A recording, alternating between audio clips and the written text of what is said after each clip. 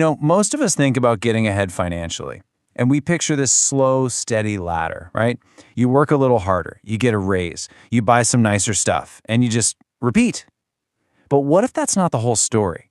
What if the people who really pull ahead aren't just climbing that ladder? What if they're playing a totally different game? This idea right here, it's a game changer. It suggests that getting ahead isn't about doing 1,000 tiny things right.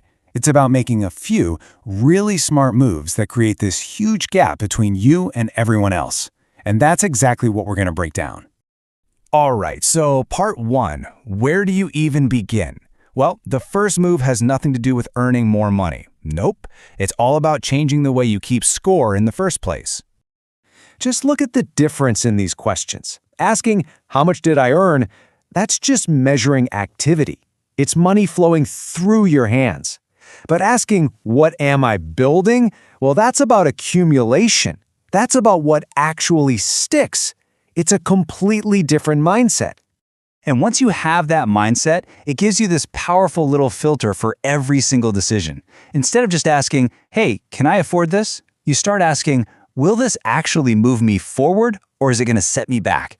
And if you think about it, making thousands of tiny decisions with that question in mind, that's what changes your entire path. So, what's the #1 enemy of building that net worth? It's this sneaky thing called lifestyle inflation.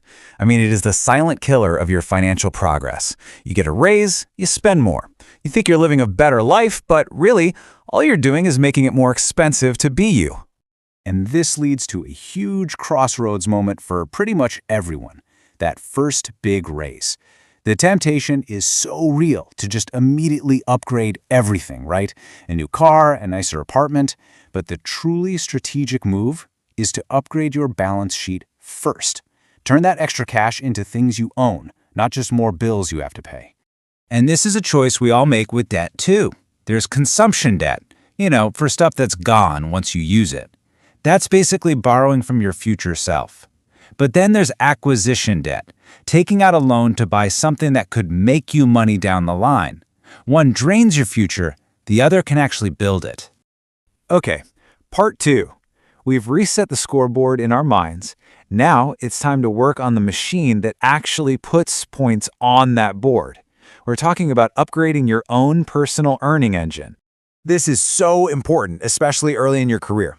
The goal isn't comfort. It's about getting into a better position. Think about it. Comfort feels good right now, but it's gone tomorrow. A better position, though, like having better skills or better connections, that pays you back over and over again for years to come. So we need to think bigger about what an asset even is at this stage. It's not just stocks and bonds. An early-stage asset is a new laptop that helps you work twice as fast. It's taking a course to learn a skill that's in high demand. It's anything that makes you better, faster, and more valuable, because that's what's going to crank up your earning power. And this really breaks down into 2 different career paths, right? You can be salary-focused, which means you're always kind of waiting for your boss to give you a raise, or you can be skill-focused, where you have the control.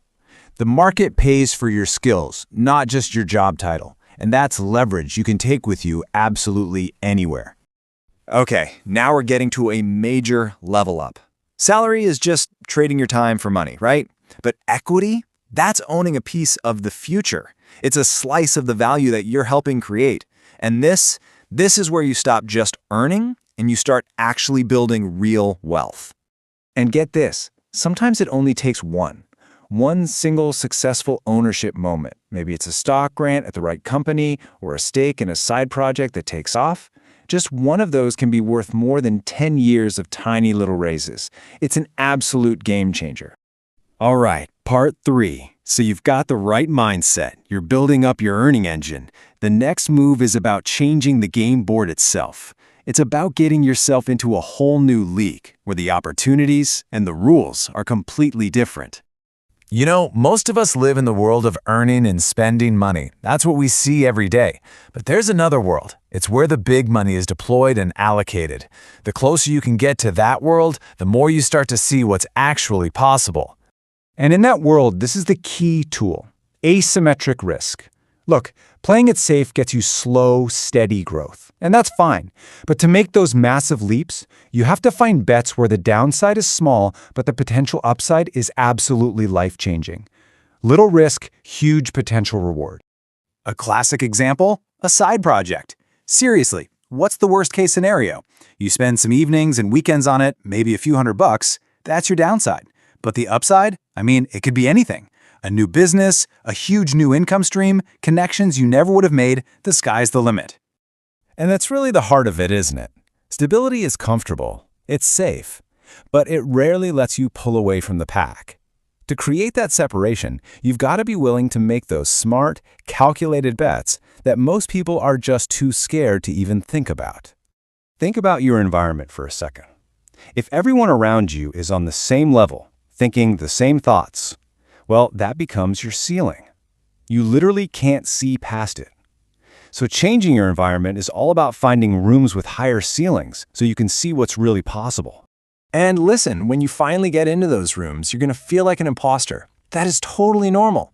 The trick isn't to pretend you belong. It's to shut up and be a sponge. Listen.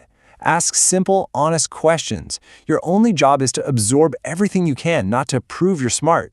Leave your ego at the door. Okay, this brings us to the final move, the end game. Everything we've talked about, changing your mindset, upgrading your engine, getting into the right rooms, it has all been building up to this one final goal. You can see the path, right? First, you shift how you think. Then you build your ability to earn. You change your environment. And all of that leads you right here to achieving true ownership. And this is it. This is the finish line.